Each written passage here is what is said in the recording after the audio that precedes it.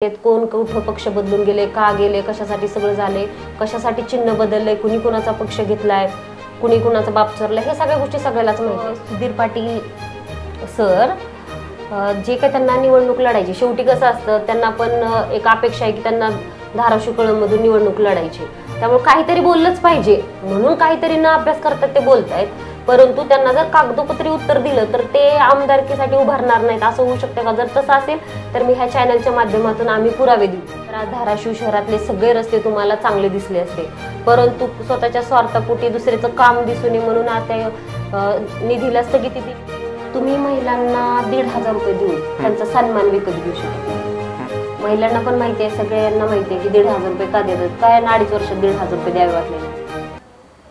नमस्कार, मी अनिकेत नाडे। आज आपण मनीषाताई वाघमारे यांची मुलाखत घेणार आहोत। धाराशिव कळंब विधानसभा निवडणूक अवघ्या काही दिवसांवरती येऊन ठेपलेली आहे।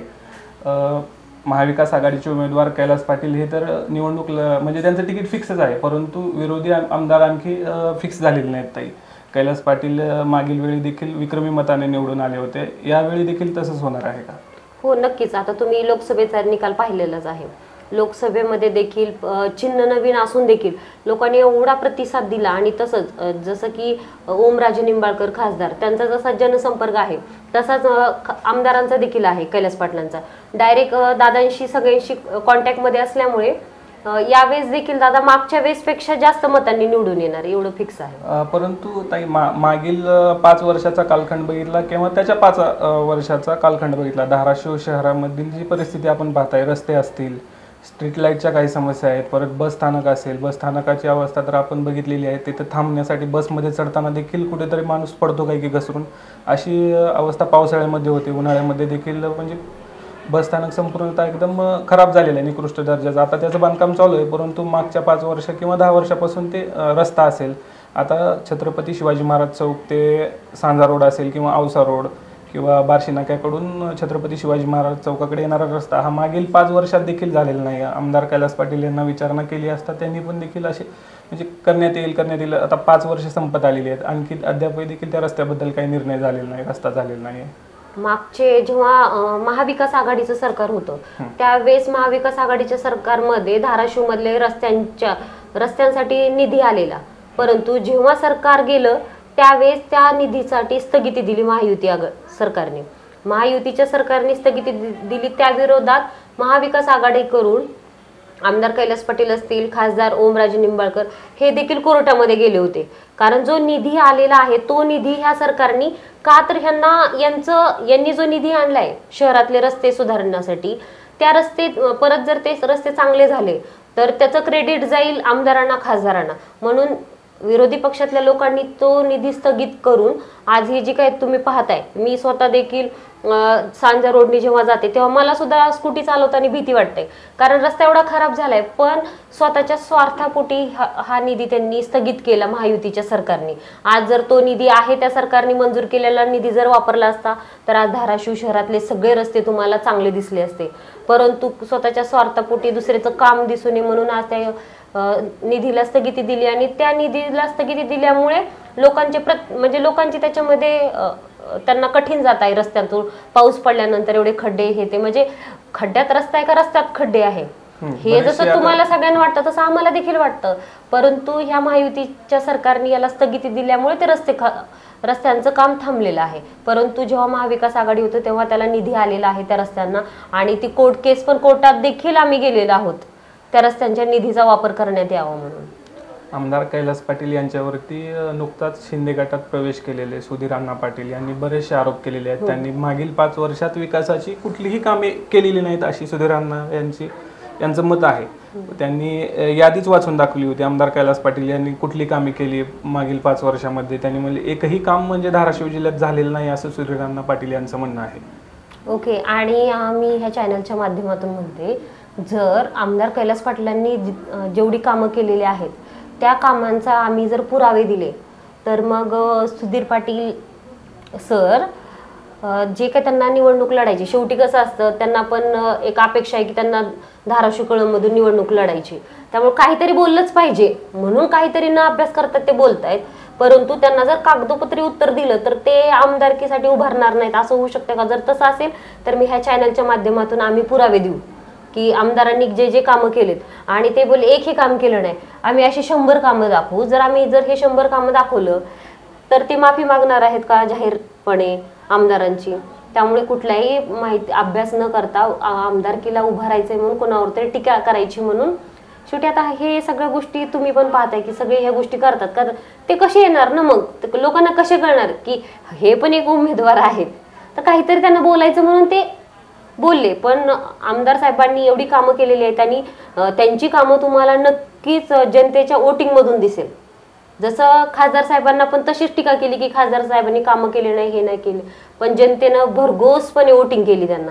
वोट कधी करतं माणूस? जेव्हा त्यांनी काहीतरी कामं केली असतील म्हणून करतो ना. नाहीतर एवढं 3.5 लाखाचं 3,29,000चं लीड महाराष्ट्रात त्यांनी एवढं मोठं लीड घेतलेलं आहे. असंच ते लीड होऊ शकत नाही ना. आणि त्याच पद्धतीने आमदार कैलास पाटील देखील तुम्ही बघाल, जेव्हा ज्या दिवशी वोटिंग होईल ना, भरघोस जसे खासदार निवडून आले ना तसेच आमदार देखील निवडून येतील. आता मागील बऱ्याच दिवसापूर्वी शिवाजी आप्पा कापसे असतील, कळंब मतदारसंघाचे म्हणजे शिवसेनेचे शिंदे आपले उद्धव ठाकरे गटाचे ते नेतृत्व करत होते. त्यांनी अचानकच शिंदे गटात प्रवेश केला आहे. त्यानंतर उद्धव ठाकरे गटाला त्याचा काही फटका बसेल का? विधानसभा निवडणुकीत असेल, आणि त्यांनी विधानसभा निवडणुकीचे तिकीट मागण्यासाठी सुद्धा इच्छा व्यक्त केलेली आहे. त्यांनी आमदारकीसाठी म्हणजे तयारी दर्शवलेली आहे. त्यांनी म्हणजे ताफा घेऊन त्यांनी शिंदे गटात प्रवेश केला मुख्यमंत्र्यांच्या हस्ते. काय म्हणजे त्यामध्ये काय फरक पडेल? हे बघा कसं असते, प्रत्येकाच्या अपेक्षा असतात. आज ते नगराध्यक्ष आहेत, त्यांना पण वाटत असेल की मी आमदार व्हावं. ते आमच्याच पक्षात होते आणि त्यांच्या विरुद्ध मी काही बोलणार नाही, पण त्यांचे पण अपेक्षा आहेत की मला आमदार व्हावं. ठीक आहे ना, प्रत्येकाची अपेक्षा असू शकते. त्यांचे काही विषय असतील, त्यांना आमदार व्हायचं म्हणून ते तिकडे गेले. परंतु जसं सरपंच गेला असेल, एखादा ग्रामपंचायत सदस्य जरी गेला तर त्याच्या मागे 4-5 मतं असतातच, ते आपण मान्य केलं पाहिजे. तसं ते नगराध्यक्ष राहिलेत, 2-4 हजाराचा मतांचा फरक नक्की पडणार की मी त्याच्यात विधानसभा निवडणुकीत फटका बसेल का? 2-4 हजारांचा फरक पडेल, पण विधानसभेवर त्याचा काहीही फरक पडणार नाही. लोक म्हणजे त्यांना नगराध्यक्ष म्हणून त्यांच्याकडे जे काही बघत होते, त्यांच्या प्रत्येकाकडे, मी म्हटलं ना, ग्रामपंचायताचा सदस्य जरी असेल तर त्याच्याकडे पण काहीतरी मतदान असतंच. सरपंच असेल, सदस्य असेल, झडपी सदस्य असेल, तसं ते पण नगराध्यक्ष राहिलेलं. 2-4 हजाराचा फरक पडेल, परंतु आमदारकीवर फरक पडेल असा काही त्यांचा फरक पडणार नाही. शेवटी ते पण राजकीय पक्षात आमचे तालुका प्रमुख होते. काहीतरी 2-4 हजाराच्या वर त्यांचा आम्हाला बिलकुल फरक पडणार नाही.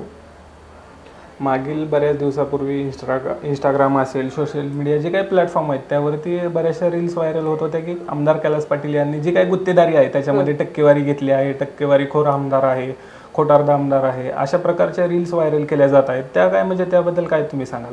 हे बघा, आता तसं मी मगाशी म्हटल्याप्रमाणे जसं सुधीर पाटील साहेब बोलले की बाबा असं असं त्यांनी एकही काम केलं आणि त्यांनी न अभ्यास करता, त्याचप्रमाणे रील काय काशी कुठं पण डबिंग करून कुणाचाही आवाज करून एखादा तुम्ही प्रूफ द्या.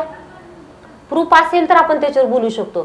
जर प्रूफ नाही आणि काहीतरी प्रोपगंडा तयार करायचा आहे, काहीतरी नरेटिव्ह कुणाबद्दल तर सेट करायचंय म्हणून ह्या गोष्टी चलतच असतात. आणि आमदार कैलास पाटीलच नाही तर ते सगळ्या राजकारण्यांवर हे अशा गोष्टी होत असतात. पण एखादा प्रूफ आहे का कुणाकडे की ते टक्केवारी घेतात किंवा काय? एखादाही तुम्ही प्रूफ द्या. विदाऊट प्रूफ म्हणजे हे बोलणं मला उचित वाटत नाही. आणि आता येणारी जी विधानसभा निवडणूक आहे, आता आमदार कैलास पाटील यांनी आणखी देखील प्रचाराला सुरुवात केलेली नाही. आता कशा प्रकारे आपण जनतेपर्यंत पोहोचणार आहात?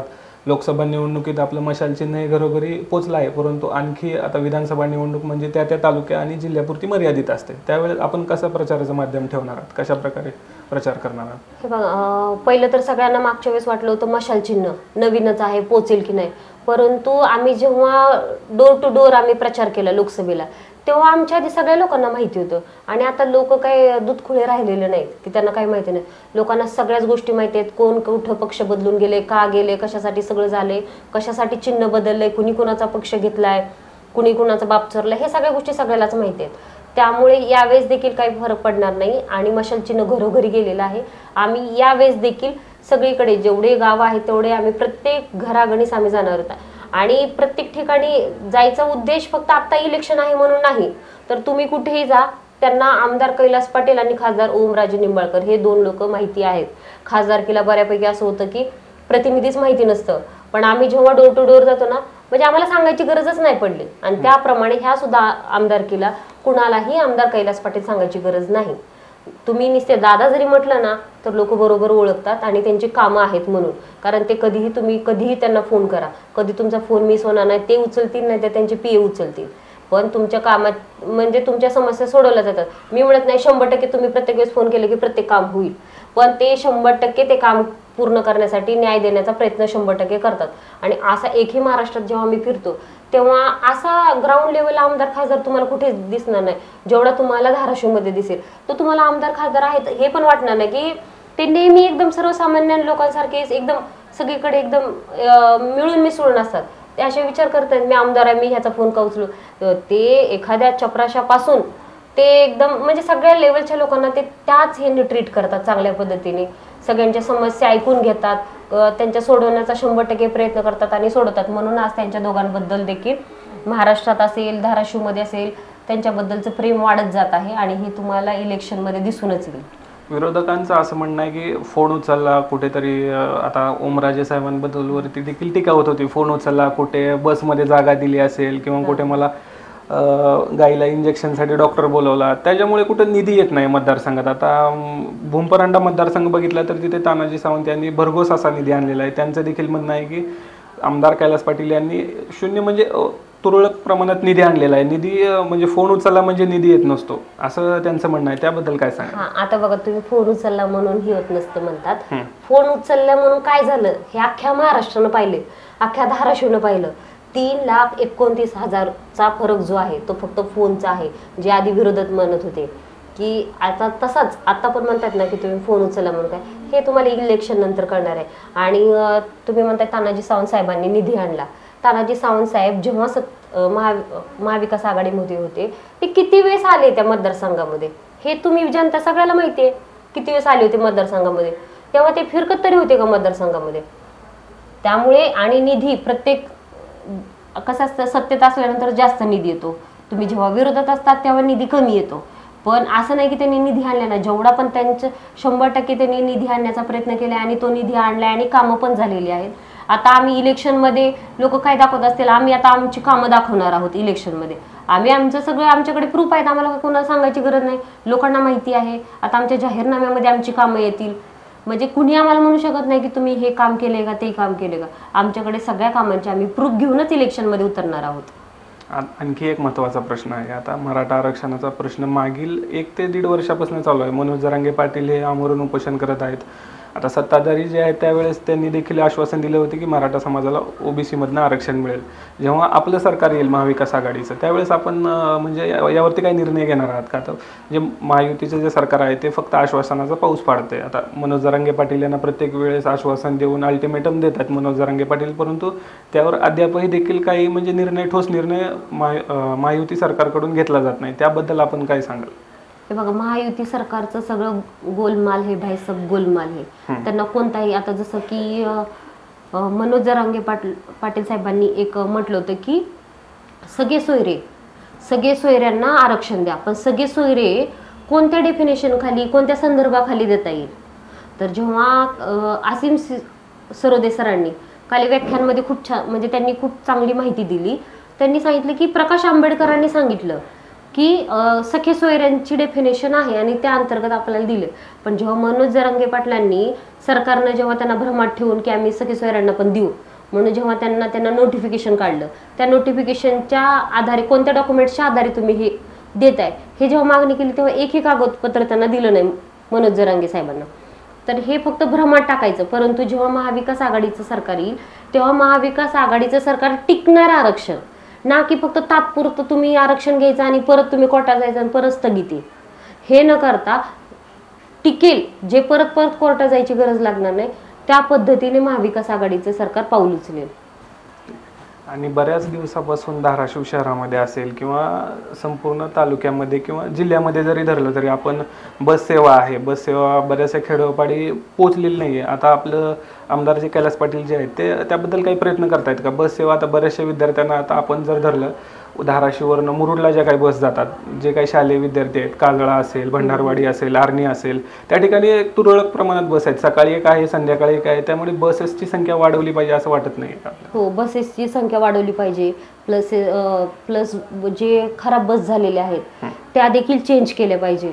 मागे समुद्रवाणीकडे एक दोन बसचा ऍक्सिडेंट झाला, काही लोक म्हणजे दुर्घटना होता होता टळली की अगदी निकृष्ट दर्जाच्या बस आपल्या मतदारसंघामध्ये म्हणजे धाराशिव कळंब मतदारसंघामध्ये असेल किंवा संपूर्ण धाराशिव जिल्ह्यामध्ये आहेत आणि बसेसचा टायमिंग असेल किंवा तो वेळेवरती येत नाहीत आणि जेवढ्या बस पाहिजेत तेवढ्या दिल्या जात नाहीत, बसची जी काही क्वालिटी असेल म्हणजे आसन व्यवस्था देखील व्यवस्थित नाहीये, बसताना सुद्धा बराचसा त्रास प्रवाशांना होतो, त्याबद्दल देखील काही आता काही स्कूलचे बघा काही स्कूलच्या विद्यार्थ्यांना बसेस थांबत नाहीत, त्याबद्दल ऑलरेडी आमदार साहेब त्याचा फॉलोअप घेत आहेत, परंतु जेव्हा सरकार येईल तेव्हा ह्याची 100% दखल घेतली जाईल की बसेसची चांगल्या अवस्थेत असलेल्या बसेस आपल्या धाराशिव जिल्ह्यामध्ये वापरल्या जातील आणि निकृष्ट दर्जाच्या बसेस काढून टाकल्या जातील, कारण त्याच्यामुळे खूप दुर्घटना घडत आहेत आणि खूप खराब प्रतीच्या बसेस आहेत हे मान्यच केलं पाहिजे आणि त्याच्यासाठी पावसाळ्यात देखील त्या बसमध्ये बसताना बसमध्ये देखील पाणी पडतं, म्हणजे एवढी म्हणजे बिकट अवस्था आपल्या धाराशिव जिल्ह्यातील बसेसची झाली नाही. त्याच्याबद्दल म्हणजे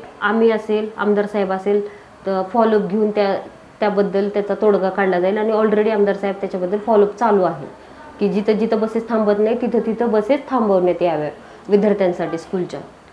महाराष्ट्रामध्ये आता संपूर्ण महाराष्ट्राचं वातावरण तापलेलं आहे, कारण महिलांवरती अत्याचार वाढलेले आहेत, कुठेतरी महिला घराच्या बाहेर पडली होती पण आता ती सुरक्षित नाही आहे आणि जे काही महायुतीचं सरकार आहे कुठेतरी महिलांना लाडकी बहीण योजना असेल यामध्ये गुंतवून कुठेतरी महिलांचं संरक्षण होत नाही असं काय वाटतंय का आपल्याला, त्याबद्दल काय सांगाल?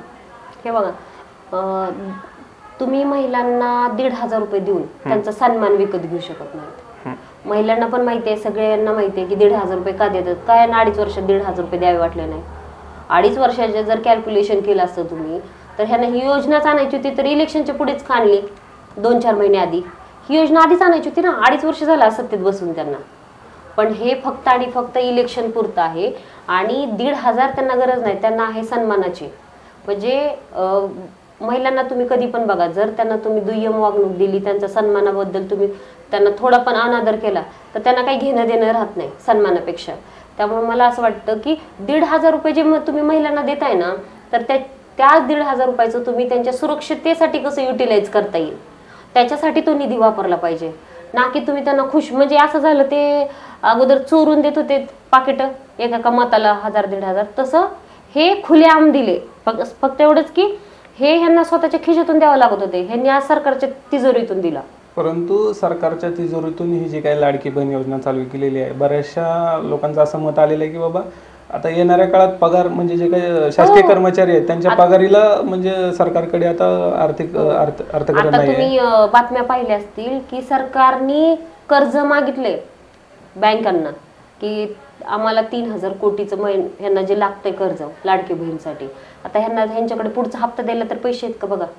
आणि जे तुम्ही 1,500 रुपये एवढा प्रचंड खर्च करताय त्याच्यामध्ये महिलांना किती ह्यांनी जेवढा निधी मागितलाय त्या निधीमधला ह्यांना प्रमोशन करायला किती निधी वापर झालाय PR साठी आणि महिलांना किती गेलाय ह्याची जर तुम्ही तफावत बघितली तर जेवढा महिलांना पैसे भेटलेत ना त्याच्यापेक्षा जास्त तर ह्यांचं कार्यक्रम घेण्यामध्ये आणि ती योजना पोहोचवण्यामध्येच पैसे गेलेत.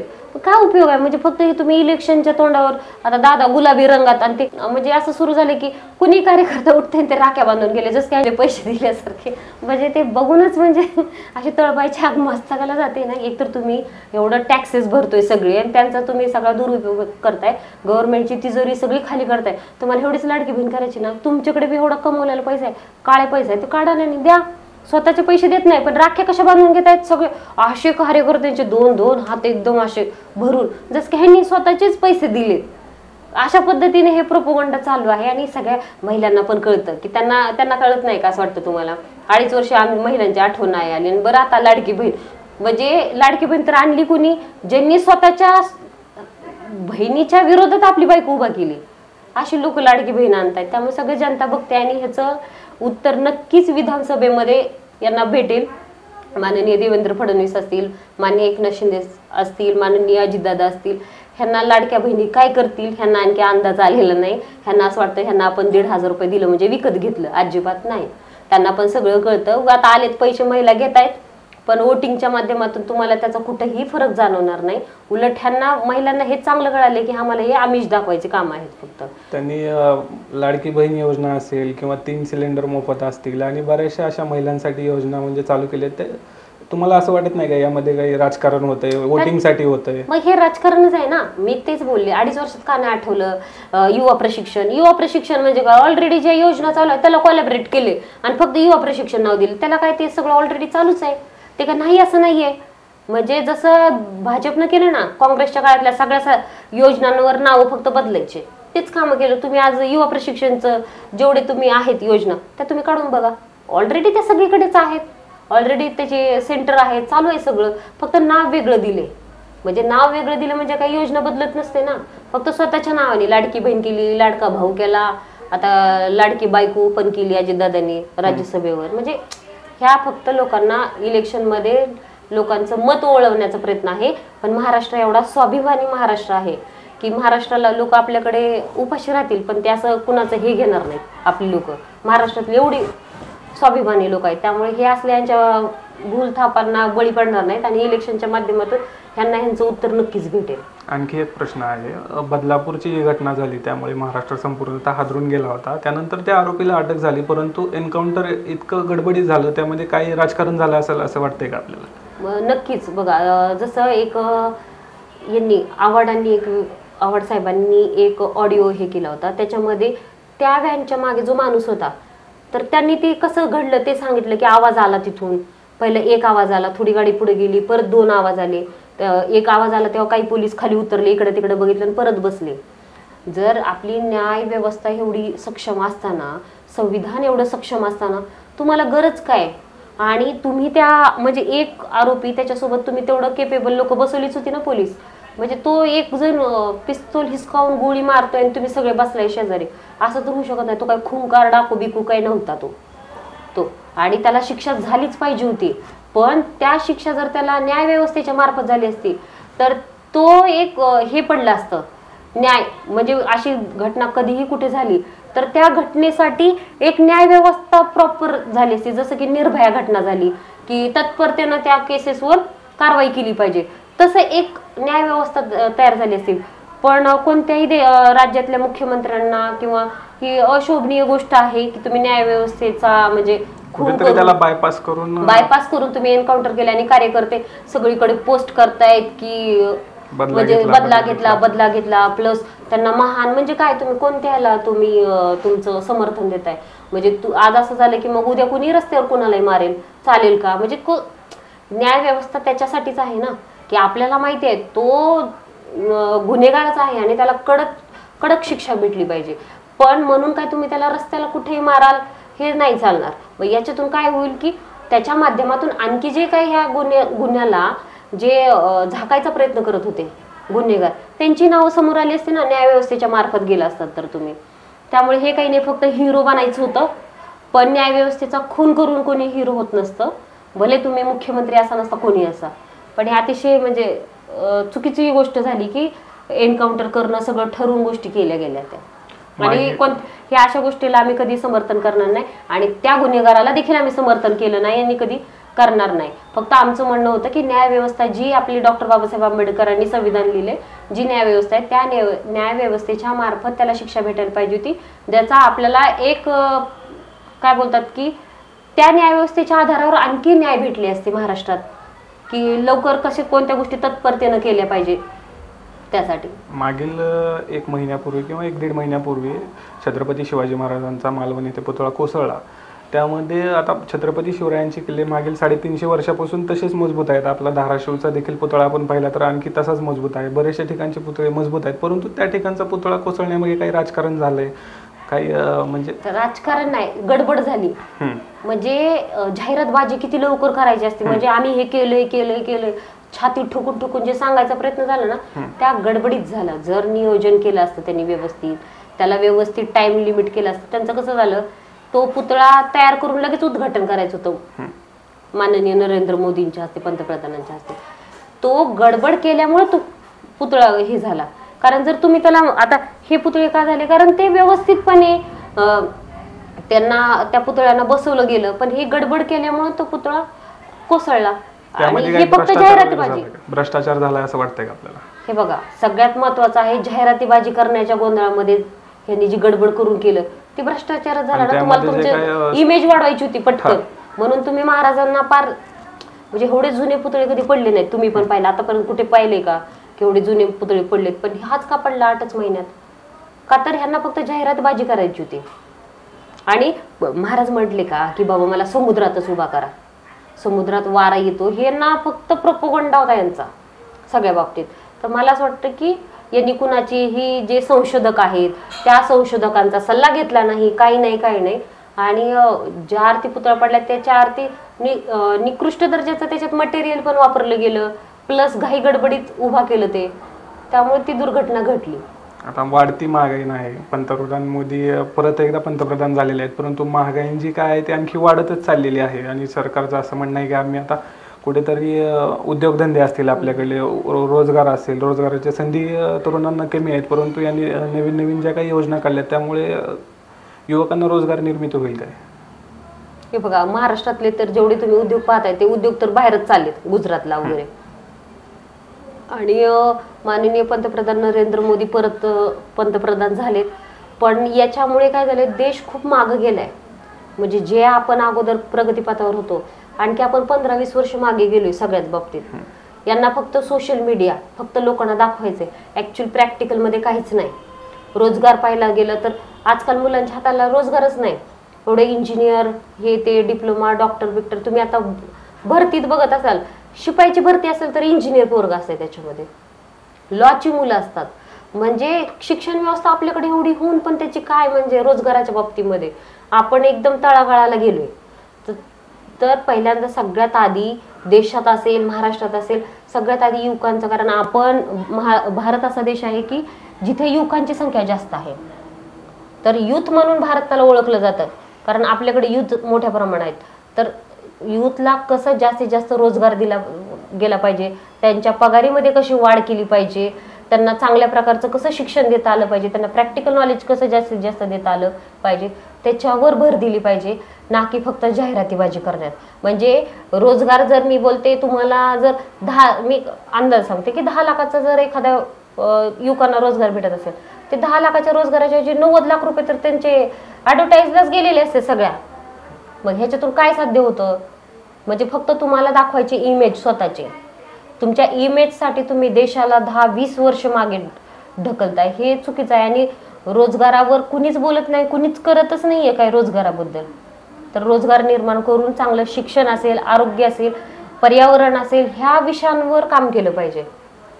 आता येणारी जी विधानसभा निवडणूक आहे त्यामध्ये आपल्या महाविकास आघाडी पक्ष गटाचे, पूर्ण महाविकास आघाडी 3 पक्ष एकत्र आहेत, त्या तिन्ही पक्षांची किती उमेदवार निवडून येतील संभाव्य? हे बघा, ह्या वेळेस तुम्हाला, म्हणजे तुम्ही पण पाहालच, महाविकास आघाडीचं सरकार सत्तेत 100% येणार आहे.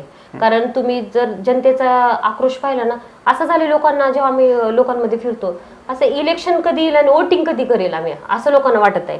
कारण आणि हे महायुती सरकारने इलेक्शन हे असं पुढं ढकलायचं, तोच उद्देश आहे. कारण त्यांना माहिती आहे झेडपीत आपण येणार नाही, महानगरपालिका असेल, नगर परिषद असेल, पंचायत समितीत असेल, सगळीकडे त्यांच्यासाठी सगळीकडे निगेटिव्ह वातावरण आहे. आता एवढ्या वर्ष झालं त्यांनी झेडपीचे इलेक्शन घेतले नाहीत, नगर परिषद घेतलं नाही, महानगरपालिका घेतले नाही, इव्हन आता विधानसभा पण ढकलायचे प्रयत्न चालू आहेत. सगळीकडल्या लिस्ट डिक्लेअर झाल्या, महाराष्ट्राचं नाव डिक्लेअर नव्हतं झालेलं. तर ते त्यांना माहिती आहे की आपण इकडे येणार नाही. आणि मी मगाशी म्हटल्याप्रमाणे महाराष्ट्र देशात काय होतंय म्हणत नाही, पण महाराष्ट्र असा एकमेव राज्य आहे म्हणेल मी की जिथं स्वाभिमान जपला जातो. आणि महाराष्ट्र त्याचा स्वाभिमान नक्कीच वोटिंगच्या माध्यमातून दाखवेल आणि महाविकास आघाडीचं सरकार चांगल्या मतांनी, महाविकास आघाडीचं सरकार सत्तेत बसेल. आपण म्हणताय महाविकास आघाडीचं सरकार सत्तेत बसेल, मागील म्हणजे वेळेस सत्तेत बसल्यानंतर पक्षप्रमुख उद्धव ठाकरे हे मुख्यमंत्री झाले होते, त्या आणखी एकदा महाराष्ट्राला पाहायला मिळतील का मुख्यमंत्री म्हणून? नक्कीच. आमच्यासाठी सुद्धा प्राऊड मुवमेंट असेल. कारण मागच्या वेळेस तुम्ही पाहिलं असेल, कोविडच्या एवढ्या भयानक संकटामधून एक कुटुंब प्रमुख म्हणून त्यांनी जी भूमिका घेतली ती कुणीही नाकारू शकत नाही. त्यांच्याबद्दल लोक म्हणतात ते घराबाहेर आले नाहीत, त्यांना घराबाहेर न येता देखील त्यांनी कुटुंब सांभाळलं. आणि कुटुंब कुठून सांभाळतो ह्याच्यापेक्षा कुटुंब कसं सांभाळतो हे जास्त महत्त्वाचं असतं. आणि एवढं मोठ्या संकटातून त्यांनी महाराष्ट्राला वाचवलेलं आहे. आणि ज्या प्रकारे ह्यांनी सगळ्या घुसखोरी करून, गद्दारी करून, सगळं म्हणजे काय बोलतात, नैतिकतेची म्हणजे नैतिकता काही ठेवलीच नाही. जेवढं ह्यांना खालच्या पातळीला जाता येईल तेवढं खालच्या पातळीला जाऊन ह्यांनी राजकारण करून उद्धव साहेबांना खुर्चीवरून उतरवलं, त्याचा महाराष्ट्र नक्कीच बदला ह्या इलेक्शनच्या माध्यमातून, वोटिंगच्या माध्यमातून घेतल्याशिवाय राहणार नाही. सर्वत्र अशी चर्चा केली जात आहे की आपले धाराशिव कळंब विधानसभेचे आमदार कैलास पाटील यांची मंत्रिपदासाठी वर्णी लागेल. काय म्हणजे काय चर्चा आहे? नक्कीच. हे बघा, तुम्ही पाहिलं असेल की आमदार कैलास पाटील जे निष्ठावंत म्हणून त्यांची आज महाराष्ट्रात ओळख आहे, आणि एवढ्या सगळ्या ऑफर असताना सुद्धा ते पक्षाशी एकनिष्ठ राहिले, आणि त्यांचं मंत्रिपद म्हणजे एका निष्ठावंताला दिलेलं बक्षीस असेल. आणि नक्कीच पक्षाची दखल घेऊन, म्हणजे आम्हालाही विश्वास आहे की दादा नक्कीच. आपली काय इच्छा आहे म्हणजे मंत्रिपद असावं असं इच्छा आहे का आपली? हे कोणतंही दिलं तरी दादा नक्कीच त्याच्यामध्ये 100% उतरतील. बघा, आर पाटील म्हटले होते मंत्रिपद कोणतं आहे हे महत्वाचं नाही, तुम्ही ते मंत्रिपद असताना तुम्ही त्याच्यामध्ये कशा प्रकारे काम करता त्याच्यावर तुमची आयडेंटिटी असते. त्यामुळे दादानं कोणतंही मंत्रिपद दिलं तर दादा त्याच्यामध्ये नक्की 100% देऊन चांगल्या प्रकारे काम करतील, आणि महाराष्ट्र त्यांचं कामाची म्हणजे त्यांची वावा करतील, अशा प्रकारे काम होईल दादांकडून. शेवटचा प्रश्न, लोकसभा निवडणुकीत मनोज जरांगे पाटील फॅक्टर हा संपूर्ण महाराष्ट्रामध्ये म्हणजे प्रभावी पडला होता. यावेळेस विधानसभा निवडणुकीत फॅक्टर तो कामाला येईल का? म्हणजे सांग. हो, फॅक्टर म्हणण्यापेक्षा बघा, लोकांचा जन्म त्यांच्याकडे आहे, आणि लोकांना वाटतं की बाबा मराठा आरक्षण भेटलं पाहिजे, आणि लोकांची हे फडणवीस सरकारबद्दल एकदम निगेटिव्ह भूमिका का आहे?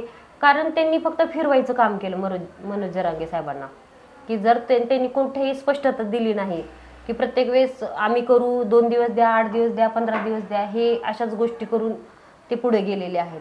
त्यामुळे नक्कीच राहील, फॅक्टर राहील. आजची आपली मुलाखत मनीषाताई वाघमारे यांच्यासोबत होती. आजची मुलाखत आपल्याला आवडली असेल तर आपल्या चॅनलला लाईक करा, शेअर करा, सबस्क्राईब करा. थँक्यू.